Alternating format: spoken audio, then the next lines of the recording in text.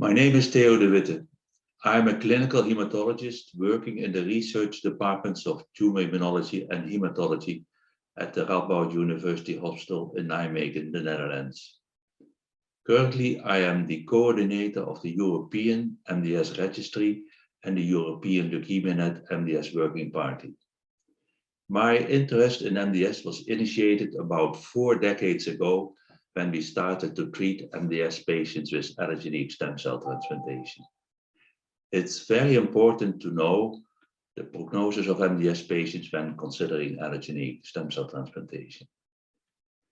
It's a real pleasure for me to share with you the recent diagnostic and prognostic changes for patients with MDS, and in particular the impact of molecular characteristics on the prognosis of these patients. The diagnosis of MDS is based on morphological, clinical, and cytogenetic features. The 5q- syndrome is the only genetic diagnostic category in the most recent WHO classification. The prognosis of patients with MDS varies from a few months to more than 10 years. The revised International Prognostic Scoring System, the IPSS-R, is based on the severity of the blood cytopenias, the percentage of marrowblasts, and the cytogenetic risk categories. This most frequently used scoring system is usually adjusted for age, an important addition in view of the average high age of 75 years of these MDS patients.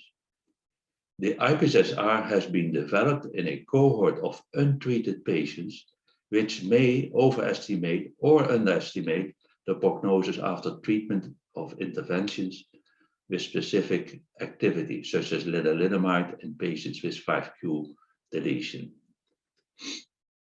Next generation sequencing, usually performed with a selected set of 30 to 40 genes, has been reported to contribute to the clinical outcome of patients with MDS.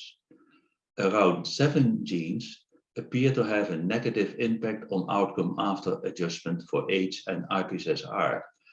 ESLX1, EZH2, IDH2, NRAS, RAD21, RUNX1, STAC2, and biallelic TP53IDs mutations. SF3B1 is the only mutation with a positive prognostic impact on outcome.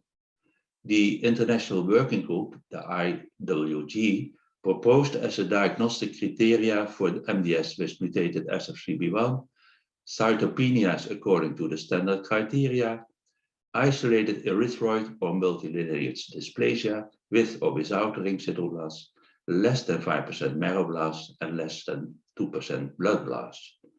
This subgroup has a very prolonged survival, greater than 80 months, and a low risk of developing leukemia. MDS with isolated SF3B1 mutations is associated with a better prognosis than SF3B1 mutated MDS with 5q- syndrome or other mutations, including RUNX1, biallelic TP53 mutations, and complex karyotype. The number of mutations and the variant allele frequency, VAF, has a prognostic impact on outcome, with the exception of isolated SF3B1 mutations.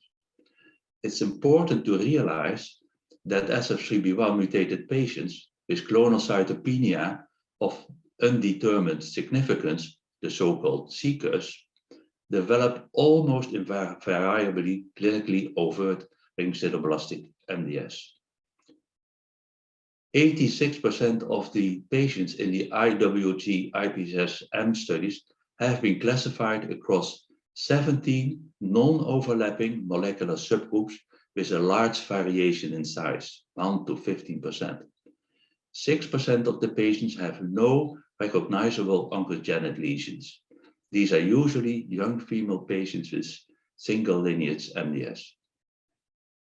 The adverse mutations, as mentioned before, are associated with short overall survival and a high risk of progression to overt leukemia, even in patients who are classified in the lower and intermediate risk IPSS-R categories. Biallelic TP53 mutations are often associated with DNMT3A and U2AF1 mutations. The intermediate risk categories contain several specific subgroups. The subgroup with monocyte counts ranging from 0.5 to 0.9, 10 to the 9th per liter, but with more than 10% peripheral monocytes and trilineage dysplasia, is characterized by TET2 mutations with or without SRSF2 mutations and wild-type SF3B1. RAS-T, so RAS with thrombocytosis, is associated with SF3B1 and JAK2 mutations. Low-risk MDS with trilineage dysplasia and cytopenias is associated with TET2 mutations and wild-type SRSF2.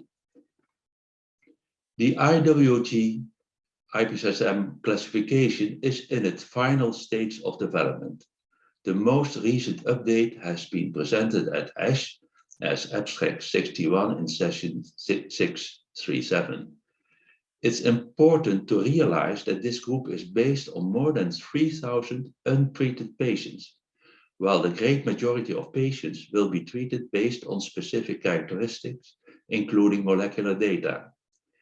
The currently available drugs, including ESA, lenalidomide, hypomethylating agents, and luspatercept, will be extended by TP53 specific drugs like APR246 in the near future and other specific drugs under investigation with or without a fast track designation by the FDA. Finally, it's clear that MDS is involved in a rapidly changing world with promising prospects for our patients. I thank you for your attention.